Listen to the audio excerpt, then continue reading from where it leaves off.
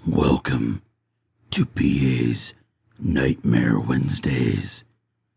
As always, welcome, traveler, to my realm of nightmares. Allow me to be your personal assistant into my realm. Come in, take a seat, get comfortable. For when you step into my realm, there's no stepping out.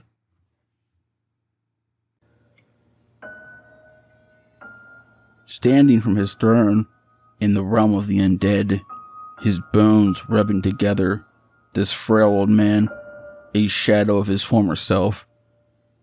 Well, not a man, but we will get to that in time. He stands up, draws a tattered and very worn black cloak over his shoulders. The color has faded from black to gray. He spoke to himself aloud. Today's the day. My replacement has arrived. After millennia of this, I get to rest. Walking down the stone steps, slowly, he grabs his scythe and makes his way to greet his guest. The stone steps took him a few minutes to get down, where it used to take him just a few seconds to get down them. Death walked down the lengthy hallway of his chamber. As he did, he looked side to side, admiring the stone statues depicting his predecessors. What had his mortal name been? He pondered this for a minute before speaking to himself once more. It appears I can't even remember my own name. Well, that's not important now. Touching his scythe to the large set of double doors, causing them to open instantaneously, a man stood in front of him, about 6 foot, brown hair, and a bewildered look on his face. This caused Death to chuckle to himself. He had a look much like that one the day he had been chosen. The boy looked like he was about to piss himself when he saw Death step through the doors. The boy spoke in a frantic tone. Who are you? Where am I? Most importantly, what the fuck are you? Death just stood there, letting him have his outburst. When he thought the boy was finished, Death spoke calmly and with great effort. Even speaking has become a task. I am Death. I believe that answers both your first and third question. As for the second question, that one requires a bit more of an explanation. However, let us not speak in the hall like a couple of heathens. Death snaps his fingers, and they are transported to a large dining hall. Predictably, the boy stood up and shouted, What the hell was that? How did that happen? None of this can be happening. I'm dreaming. Yes, that is it. I'm just dreaming. Evan, I am going to need you to calm down. Death spoke his name, and this caught his attention. You asked me another question. If I'm not mistaken. Well, if you would sit down, I will answer that and any subsequent question you may have for me. Death snapped his fingers, filling the table with mouth-watering food, as well as a goblet filled with wine appeared in front of Evan. Why don't you have a drink and something to eat? To calm your nerves. You're going to need it. Evan went to protest, but did not argue with the strange man. He was right, however. I am starving. Wait, how am I hungry if I'm dead? He thought to himself. Just because you're dead, Evan, doesn't mean you don't need to to eat. Wait, how did you know what I was thinking? I didn't say that out loud. I have many abilities, Evan. I am death after all. But this is not important. Let us get back to what is. Your second question was, where are you? Well, you're in my all, in the realm of the undead. This is where I live when I am not taking souls of the departed to the afterlife. Evan, who at that point had a mouthful of food, stopped chewing and slowly swallowed. Wait, you're telling me that you are the Grim Reaper? Like, you go up to Earth, and when someone's time is up, you take them to heaven or hell? Evan's tone sounded shocked and very doubtful. Death spoke. Yes and no. I don't often go to Earth other than to deal with a difficult soul. Normally, when they die, they go into the bright light. This is the gateway to my realm. Upon entering here, I judge them and send them to where they belong. Some call it heaven or hell. Others call it Hades. I have also been known by many names. Grim Reaper, Death, Charon, and many others. But regardless of the name, my job remains the same. I am here to keep the balance. Evan looks at him. So, why am I here? That is simple. You are my successor. You will take the mantle of death. What? Evan yelled. How am I going to be death if you are death? Also, what if I don't want to become death? This seems pointless. Why does the world even need a death? Death looked at Evan and removed his hood for the first time. Evan was not sure what he expected, but a mummified man that resembled beef jerky more than anything was certainly not it. Well, that was underwhelming. Evan spoke.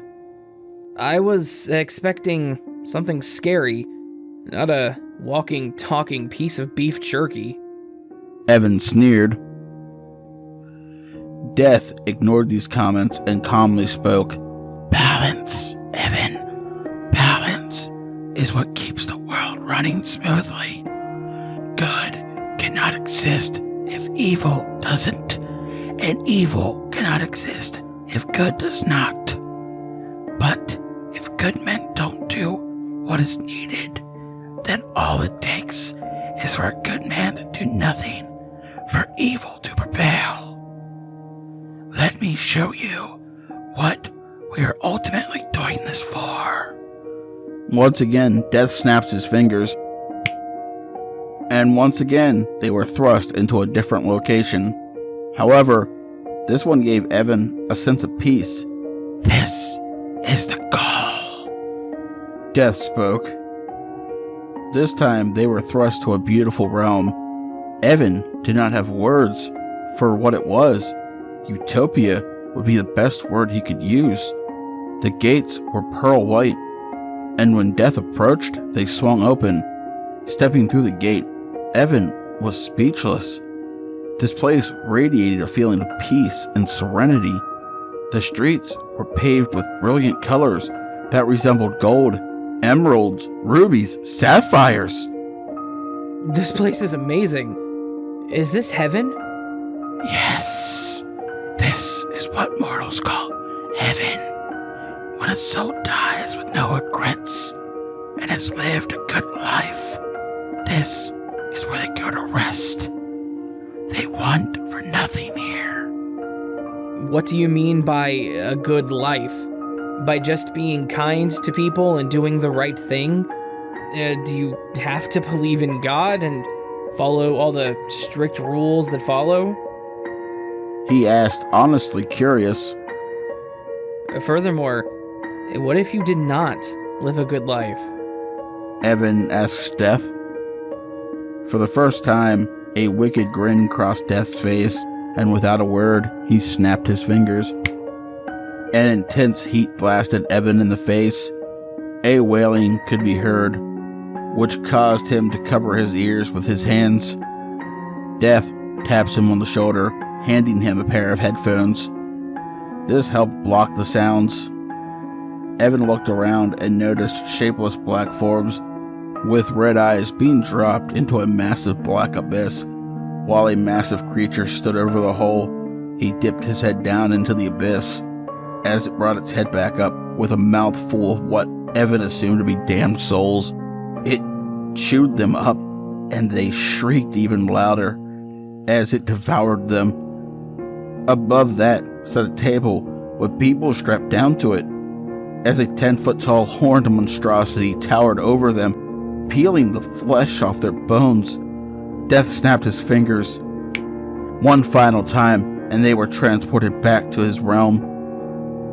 What was that? Hell? What was that monster? That wheeling? The things cutting up other people? Why would anyone be forced to that place? What could you possibly do to get that fate? Evan was crying. His face had lost all color. The fear was clear in his eyes. I'm sorry. I had to show you that, Evan. But I needed you to understand. We have these places for a reason. He let out a heavy sigh and continued.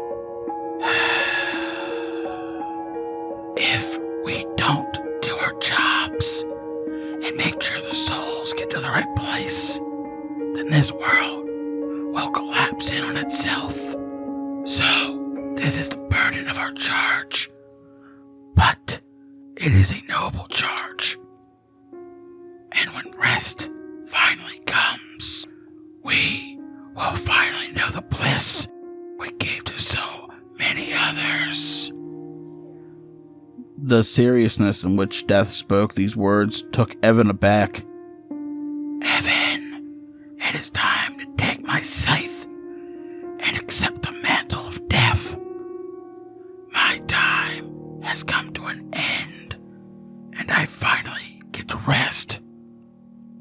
Once you take the scythe, all the knowledge will be bestowed upon you. Death extends his arm, and Evan takes it. Evan takes the scythe.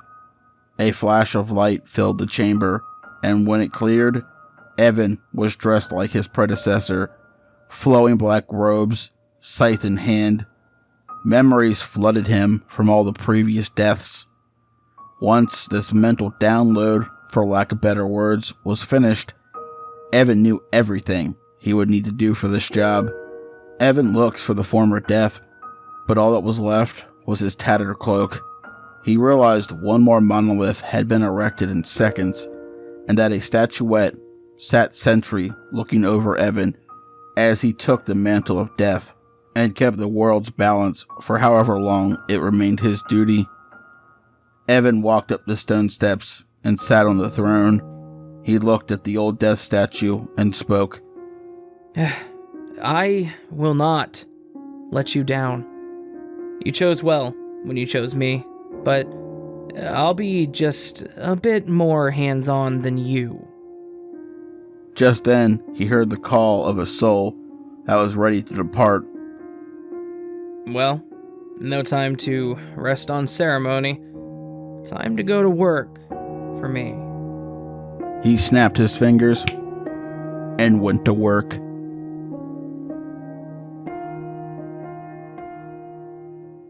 Tonight's story was written by me, featuring the voice of the talented As the Raven Dreams. He is a close personal friend of mine, a talented author, and a very talented narrator. His links will be in the description below. Please check him out if you haven't. Also, I now have merch. If you'd like to walk around representing my realm and gather in me new travelers, the link will be in the description below. I want to give a huge thank you to my lovely Patreons, 242 Reads, Rando Calrissian, Pam, Silver Threads, Seraphine the Midnight Bard, and Hair-Raising Narratives. If you would like to join these lovely travelers by the light of my fire, you can do so by becoming a Patreon as well. The support is always appreciated, but never expected. Don't forget to like, comment, subscribe if you're new, and ding that bell for all future contents. But as always, travelers, once you step into my realm, there's no stepping out.